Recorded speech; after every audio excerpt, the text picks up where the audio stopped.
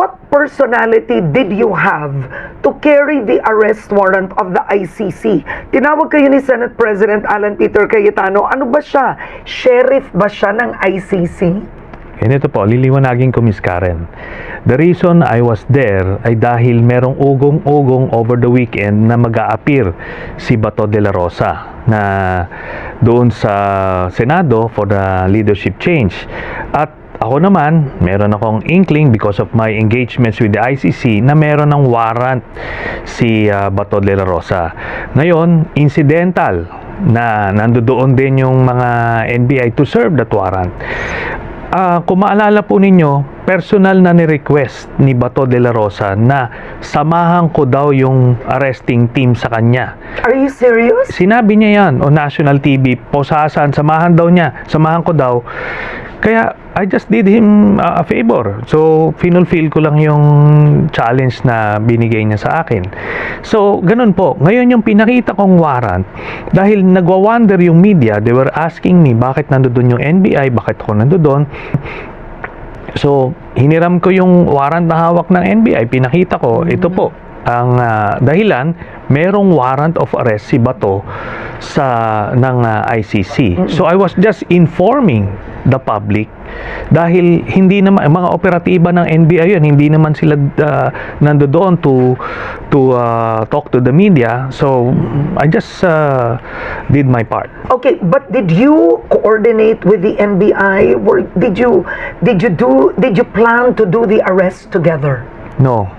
Again, incidental po ang presence ko doon.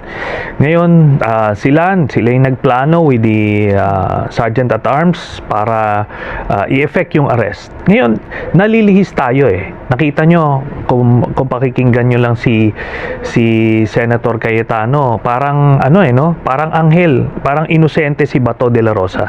Let me remind the public na si Bato de la Rosa has been found by the International Criminal Court to be a principal doon sa crimes against humanity case na ginawa nila Duterte no? Yung war on drugs.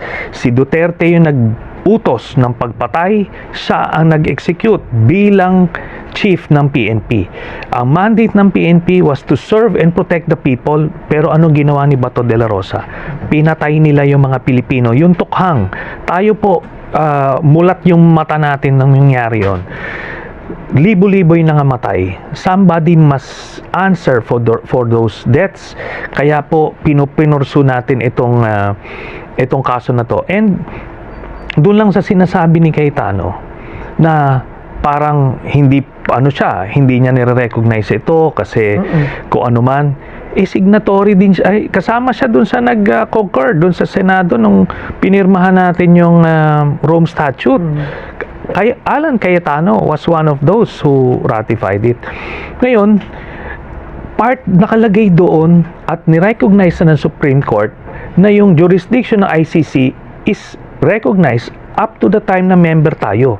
Ngayon, itong mga krimen ni Bato de la Rosa was nung member pa tayo. Lahat ito above board according to the law at meron tayong local law which is yung RA 9851 na nakalagay po doon na kung merong akusado na iniimbestigahan ng crimes against humanity ng isang international tribunal, ang ating otoridad may surrender itong taong ito. So exactly what is happening now. Okay, balikan natin during the time of Senator Laila De Lima. Laila De Lima said, I will surrender. Kumbaga, ayaw niya magpa-aresto. So, she had a press conference, I remember that, and then siya kusa ang sumama sa otoridad. Can you remind us what was your experience? Okay. Yung experience ko po, What year was this again? Refresh all of us. noong 2018 Okay. rather. Kasi senador ka na nun. Opo. So, binawi ni Duterte yung amnesty ko. At dahil doon, ni-revive yung rebellion at kudeta cases. Yung rebellion case ko sa Makati, ni-revive yon at nag-issue ng warrant yung judge, no? Later on, walang visa yon kasi bawal nga yon. Anyway, But what happened that day? so nang nag-issue ng warrant, pumunta yung arresting team sa loob ng Senado while in session at binasahan ako ng Miranda rights. Wait, while in session? Yes. I thought that senators were exempted from being arrested while in session. Exempted kung ang penalty ay 6 years and below. Okay. Oo. So itong rebellion, more than 6 years. Oo. So, binasahan ka. Binasahan ako ng Miranda rights and I went with the arresting officers. May video yan, covered ng national TV. Kaya ngayon, when he's saying na hindi nangyari yan, parang gano'n na lang ba kadali magsinungaling? No? He was there. They were there. Anyway, so yung precedents natin, nangyayari yan sa loob ng Senado provided lagpas ng 6 years yung penalty. Yung kay Bato de la Rosa, crimes against humanity, life imprisonment yan. Okay, but the Senate Resolution number 44, that Senate President Cayetano said, we will only entertain warrants from local courts. I'm rephrasing it, no? Yeah. Hindi yan yung exact. But in effect, that's it. In other words, they will not recognize warrants from other courts, foreign courts. Ngayon, ang Senate resolution, hindi niyan pwedeng i-supersede ang batas. Hindi pwedeng suddenly magsabi sila, based on the Senate resolution, exempted na kami sa lahat ng krimen. That's absurd, di ba? So, mananaig pa rin kung ano yung batas. Yung ICC criminal, yung ICC warrant, base yan dun sa Rome Statute na pinirmahan natin noong 2011 hanggang 2019 member tayo. At nakalagay dun sa Rome Statute na kahit umalis ka sa Rome Statute, ay yung panahon na covered ka, ay covered pa rin yun. Ni-recognize ng Korte Suprema yun. And we have a local law to reinforce that. So, sino pinagsasabi ni Cayetano rito? So, do you consider it an advantage with the fact that the Supreme Court has remained silent, diba? It has not decided upon the petitions asking Duterte to be brought back home, calling that illegal. The Supreme Court has remained silent on that. And I'm glad kasi bakit nila gagawin yon, di ba? In the first place, kahit na anong gawin nila, kahit maglulupasay pa itong mga Duterte ko hindi na uuwi si Duterte. Mananagot siya doon, lilitisin siya doon.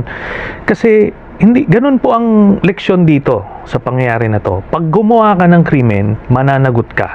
Wala kang pwedeng silungan. Sisiksik ka kung saan hindi, hahabulin at hahabulin ka. That should be the example here. Kaya pinupursu ko itong kaso na to at hindi ko titigilan ito. Si Bato may buy some time, no? But ultimately, mananagot siya rito at dadalhin siya sa dahig at mabubulok siya sa kulungan. Now, Bato is not Antonio Trillanes. Bato is not Laila de Lima. Yeah. They've already voted to give him protective custody. And ito, dati kang senador. This is a practical question na tinanong ko kay Senate President Drilon. Paano kung matulog siya sa Senado ng 2 taon? I'm serious, Yeah. If I were Bato, think practically, I will live there. I will live there. You can. Yeah. Ganito Paano po. yun? Kung ma-resolve na ng mga courts, kunyari hindi nag-issue ng TRO ang Korte Suprema at kung may local court man na mag-reinforce ng ICC warrant, pag sinerve ng law enforcers yan, the Senate, even yung Senate Sergeant at Arms, the senators cannot get in the way kasi pwede silang kasuhan ng obstruction of justice. Hindi pwede yon. Kaya yung sinasabing doon ka, sisilong ka doon, that can only buy you some time. Pero pagka nawala na yung legal cover, wala nang reason. Alam niyo yung reason kagabi kung bakit nagkagulo dun sa NBI and yung Sergeant at Arms? Kasi inutusan yung mga Sergeant at Arms na na arestuhin yung NBI. Sila yung law enforcers. They were just there to serve a valid warrant. Walang reason yung mga Sergeant at Arms. Yung Sergeant at Arms to arrest and detain the NBI. Di ngayon, Dinitain na ang NBI talaga. yes, sinubukan nila kagabi. Doon mo makikita kung gaano wala ka sa lugar na itong ginagawa ni Cayetano at nilalagay sa peligro yung mga even yung Sergeant at Arms, no? They're primarily to to ensure order within the Senate premises at proteksyonan yung mga senador. Pero inutusan sila to detain. Eh di ngayon, nasa mandato ng NBI, pwede nilang huliin yung mga sergeant at arms na maghuhuli sa kanila. So, Oo. ganun na nangyari. Oo. And I think just to update the public, the Senate Sergeant at Arms, Edgardo Rene Samonte, has resigned. Yes. Right? And that's because of this incident. So, does the Senate President have the power? Here's the situation. Bato de la Rosa will confine himself to his office. You know, you can set up a bed there. You can eat lunch there. Yeah. Wait it out until 2028. Can the Senate President prevent police authorities from entering Senate premises? Okay. Ito po, liliwanagin ko lang yung si General Samonte Okay. was the previous Sergeant at Arms. Okay. Pinalitan na siya kaagad nung nag-assume si Cayetano. Okay. Ngayon, itong bagong Sergeant at Arms, ito yung nag-uutos nitong mga illegal orders, ano? Kaya nagkaroon ng gulo. Ngayon, to answer your question, wala pong power ang Sergeant at Arms to prevent law enforcers from serving a valid warrant. Kagaya nga nung sinabi ko noon, nung sa akin, nung binawi yung amnesty ko, the policemen were trying to arrest me without a warrant.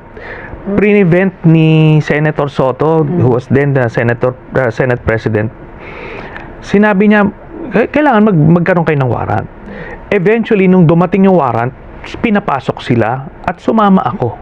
Ganun lang po kasimple yun. Kaya yung sinasabi nilang mag-stay siya doon ng 2 years, hindi mangyayari yan. Kasi ibig sabihin nun, nag-surrender na ang otoridad ng kanilang mandato. Which is to, in this case, enforce the law. Okay. Senator Franklin Drilon said that chase was so unfortunate. Kumbaga nawalan ng dignidad si Senator De La Rosa. Could the NBI have first coordinated with the Senate? I would assume so. Hindi naman mangyayari yan na may mga arresting teams doon na basta-bastang gagawin nila yung ano. I believe meron silang coordination.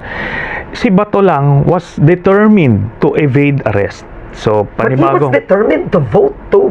Yeah. Oo. So, may kaso ito si Bato, no? Evading arrest ito. And inassault niya yung isang law enforcer, yung NBI na nag-ano sa kanya.